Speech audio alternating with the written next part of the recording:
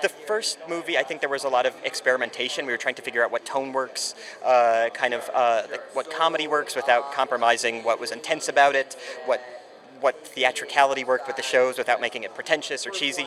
And I think in this second movie, we kind of were able to kind of narrow down what worked really well and try to emphasize those things. So the first one was fun in that it all felt new and experimental in some way, and the second one felt fun in that we were kind of confident in what worked and savvy enough to kind of emphasize that.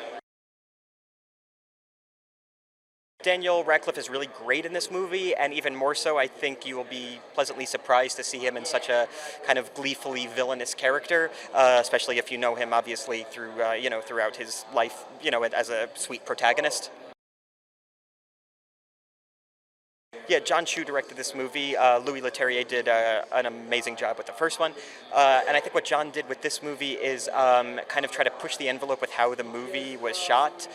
He wanted a lot of the magic to be practical, which means it was done on the set rather than done on a computer afterwards, so it feels more authentic, it feels more lived in. The actors are probably really terrified that they're going to screw it up, and he did such a wonderful job about kind of pushing the envelope with what we could do in camera in that way, and also what the camera could do. Like, we use technology on this movie that's never been used before, including like a drone helicopter camera inside a casino following us. Really interesting stuff, and the same way that the Horsemen in the movie try to push the envelope with the magic that we do, using technology to create incredible illusions. I think he was doing the same thing on a director perspective.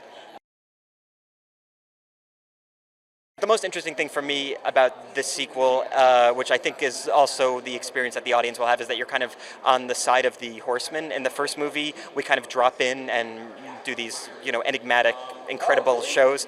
But in this movie, we're actually stuck inside somebody else's magic trick and have to use our skill set and minds to work our way out. So in that way, I think it's going to be exciting to be like kind of on the other side of the curtain with us.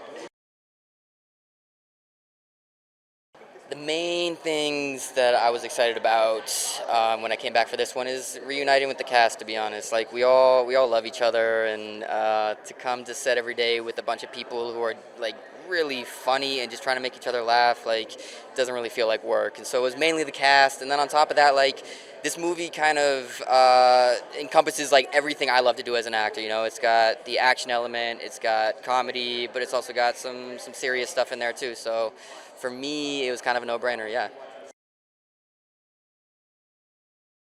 What I love about this one specifically is that it feels unique. It's not trying to replicate something else from the past, and it's like when I go to the movies these days, all I really care about, or the main thing I care about, is something that's like a movie that's trying to bring something new to the table. So Lizzie Kaplan plays somewhat of a love interest of mine, and Lizzie's fearless. She's one of those actors, but who just like come in and they're just this ball of energy, and like she was the new kid essentially, and like when I come into a situation where I'm the new kid, I kind of revert into myself, but like she just went for it, and I respect her so much, and she just has this like very natural sense of humor and fit in perfectly, yeah. People should expect, a similar tone as the first one, which I said it's a tough tone to nail, but we got that going for us. We got kind of bigger set pieces. We got some interesting new characters like Lizzie Kaplan and Daniel Radcliffe. We got, you get to see the Horsemen more behind the scenes. You get to see a more vulnerable side to them. And it's just fun. I don't think anyone can walk out of this movie and not say that they had a good time. Well, it's really cool to have a lot of hard work come home to where I hang out most of the time to do my shows. So I can't wait. I'm looking forward to it. Well, it makes magic cool, and I worked really hard for many decades to continue that thing, to get away from the dancing girls and the kind of the bright costumes and sparkles, and to make it really cool, and well, it certainly does that.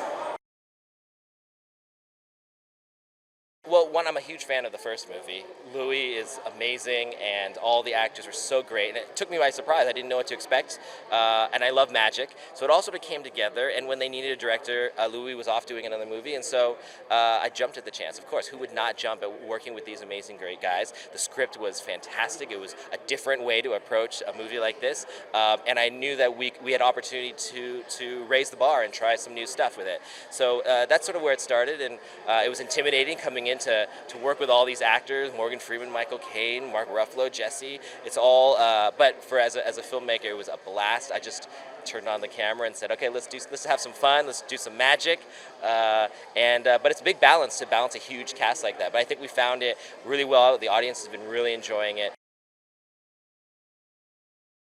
I think for me, I fell in love with movies by going to big event films where there's a bit of magic, a bit of fantasy, a reality, human sort of groundedness to it. But in the end, you had a great time, you escaped your life, you had something to go home and discuss with your family. To me, those are the reasons why we go to the movies and why movies are important to us. So yeah, this is, I think everyone will get what they want when they come to, if they want to have fun at the movie theater. And in this day and age, when all the movies seem to start to become more and more alike, this movie is very unique, and we get to use things that you know in other movies, like a heist film, but we twist it because it's all magicians, and their whole thing is they're storytellers. Magic is storytelling ultimately, and so we get to see the life of what it's like to be a magician. Well, I love the humor in the first one. I love that it didn't take itself too seriously, but you still got the spectacle and you still got the stakes and the danger. So we wanted to go all in on that, really. We wanted to be with our horsemen more in this movie. Because the other one, you can't see all the stuff because they're hiding behind this veil. This time we get to go on that side of the curtain. We see them thrown into a magic trick of someone else's, and they have to use their magic skills and their knowledge to get out. So we learn a lot of the secrets of how you do these tricks and how someone manipulates someone else's thoughts. So it gets into a lot of things about your own personal life and what you do to tell your story and present yourself. So it's really fun. We go all over the world, from London to New York to Macau, and it's just a really crazy fun ride. It was really important for us to keep it practical. All the magic, you know, in a CG world, you can do anything. So this one, we really took a lot of effort to say, everyone's got to learn your skills. So we threw them into magic school. They actually embraced it and learned a lot. Surprised me, actually, that we could shoot a lot more than I expected. We had doubles as backup, but even with doubles, they were physically doing the things. So yeah, for us, it was a big effort to show magic on screen, not cut away, know that we did these things. And of course, we have some really spectacular moments, but I think you'll feel the sort of handmade nature of it. I think to hang out with the coolest actors in the business, in the coolest world in the business, with some magic, with things that will surprise you, things that will delight you, and just a movie that your whole family can go to and enjoy. I think you'll fall in love with movies again too. In the movie National Treasure, the good guys in the movie use Google and the bad guys use Yahoo. For this and more movie facts, click on more videos.